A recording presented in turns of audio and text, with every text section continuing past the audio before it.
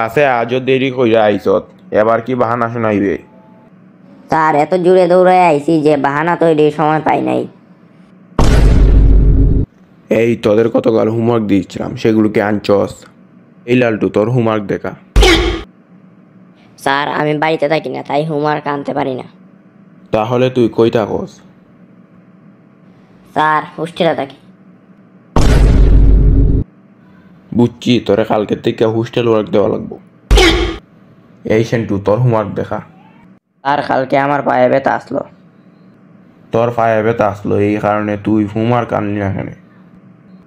Sir পায়ের রক্ত যদি মাথায় উঠতে যায়। বুঝছি, তোরা হোমওয়ার্ক করা লাগতো না।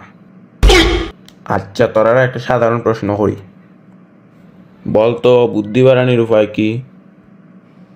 স্যার ঘরে চোর ঢুকলে তাকে না ধরে পালানোর সুযোগ দেওয়া। কেন কেন পালাতে দিতে হবে কেন? স্যার গতকাল আপনিই তো বলেছিলেন চোর পালালে বুদ্ধি বাড়ে। বুঝছি, তোরা এক একটা লিজেন্ড ছাত্র, তোরা এইসব বলা যাবে না। জানিস, তোদের বয়সে আমার বিশ্বাস ছিল আমি সব জানি, কিন্তু এখন এই 60 বছর বয়সে এসে বুঝতে পারছি আমি কিছুই জানি না। একথা জানতে আপনার এত বছর লাগলো, আমরা তো আপনাকে দেখা মাত্রই বুঝে নিয়েছি। এই শুক্রা, তুই একটু বেশি মাতস। এই সেন্টু, তুই বাংলার 6 ঋতুর নাম বল। স্যার গ্রীষ্ম, মা বাবা, কাকা, শীত ও বসন্ত। এসব কি বলছিস? স্যার আমার মায়ের নাম বর্ষা, বাবার নাম শরৎ আর কাকার নাম হেমন্ত। তোর বাবার কইস কালকে আমার সাথে দেখা হতো। স্যার ফিস লাগবে। ফিস লাগবে কেন?